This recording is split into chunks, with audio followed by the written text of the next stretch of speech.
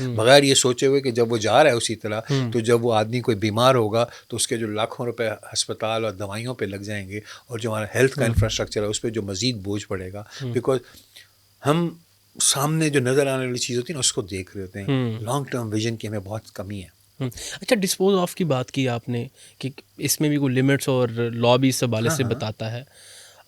اگر اب بین الاقوامی سطح پر انٹرنیشنلی اگر کمپیئر کریں پاکستان کی سچویشن کو، آپ کیا سمجھتے ہیں باہر کیا بہتر اس میں میکینزم ہے کہ پانی کو ریسٹور کیا جاتا ہے؟ ہمارا کوئی قانون دنیا کے کسی قانون سے کمتر نہیں ہے، ٹھیک ہے، مسئلہ امپلیمنٹیشن کا ہے۔ تو امپلیمنٹیشن باہر ہو رہی ہے دوسرے کنٹریز میں، یورپ کے اندر بیٹا کن بڑی باتوں پہ چلا گیا، لال بتی پہ رکتے ہیں ہم؟ نہیں رکتے۔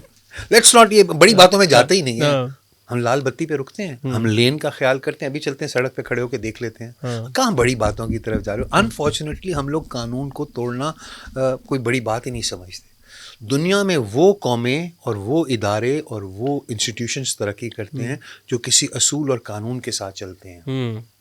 یہ نہیں ہے کہ ان کی 6 آنکھیں ہوتی ہیں اور 8 دماغ ہوتے ہیں اور 12 ہاتھ ہوتے ہیں، ہمارے جیسے انسان ہی ہوتے ہیں، لیکن وہ قانون کو فالو کرتے ہیں۔ قانون کو فالو کرنے کے ساتھ ہی معاشرے آگے بڑھتے ہیں۔ ہم سب شارٹ کٹس ڈھونڈ رہے ہیں۔ کچھ چیزیں ہیں قانونی نقطہ نظر ہے کہ قانون یہ کہتا ہے، کچھ چیزیں ہیں پریکٹیکل جو ہم دیکھتے ہیں۔ فار انسٹنس جیسے آپ نے انڈسٹریل ویسٹ کی بات کی، اب گھریلو سطح پہ دیکھیں تو وہ بھی ایک ویسٹیج ہے۔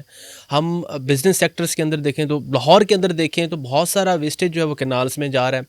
سیوریج سسٹم کی بات کریں، اس میں سب سے پہلی چیز تو سیوریج سسٹم ہے نا سر۔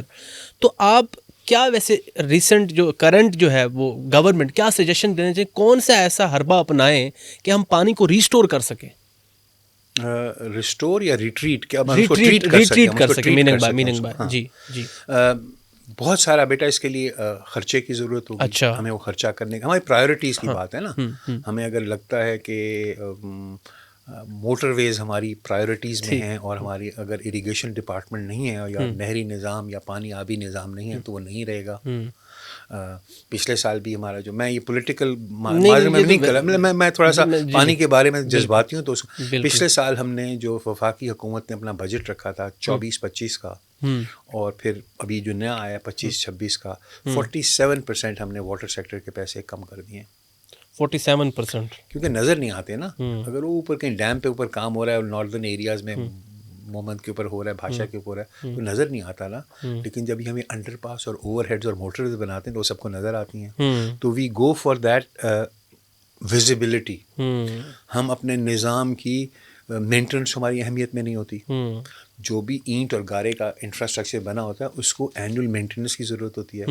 ہم مینٹیننس کی طرف نہیں جاتے۔ اب کسی چیز کو دیکھ لیں، پانی، سڑکوں کی دیکھ لیں، ہم سڑکوں کی مینٹیننس نہیں ہوگی لیکن نئی سڑکیں بنیں گی ہمارے لیے، بیکاز مینٹیننس تو ایک ایسی چیز ہے جو نان گلیمرس ہے۔ یہ بڑی کمال کی بات کی آپ نے، سڑکوں کی مینٹیننس ہوتی ہے، سڑکوں پہ بنے ہوئے جو گٹر ہوتے ہیں یا وہ سیوریج کے پوائنٹس ہوتے ہیں ان کی کوئی مینٹیننس نہیں ہوتی، جس کی سب سے بڑی مثال ریسنٹلی کراچی والا انسیڈنٹ سر، جس طریقے سے بچہ وہ مین ہو، بدقسمتی سے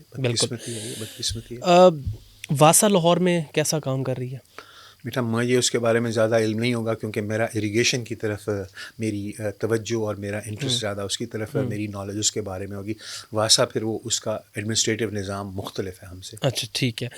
یہ جب سے یہ وار ہوئی اور واٹر انڈسٹریٹی کی بات ہوئی، اب ریسنٹلی جس طریقے سے فلڈ پاکستان میں ہے، ایک ڈیمز کی بھی جو ہے وہ ڈیبیٹ نے جنم لیا۔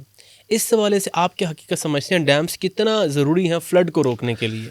بیٹا بالکل ہم بغیر سمجھے ہوئے جوش میں آ کے باتیں کرتے ہیں۔ مجھے بتائیں نا، آپ دریا ستلج پہ کہاں پہ ڈیم بناتے ہیں؟ آپ کے پاس جغرافیہ ہے ایسا؟ ڈیم بنانے کے لیے آپ کو پرٹیکولر جغرافی کی ضرورت ہوتی ہے۔ ٹھیک ہے، آپ ستلج پہ تو کہیں نہیں ڈیم بنا سکتے۔ آپ کے یہاں کوئی ایسا ہے کہیں آتی ہیں آپ کی پہاڑوں اونچائی ہو جہاں پہ پانی کو روکیں اور نچائی کی طرف؟ نہیں، صحیح کہہ رہے ہیں آپ، بالکل۔ اچھا، جب آگے چلتے ہیں،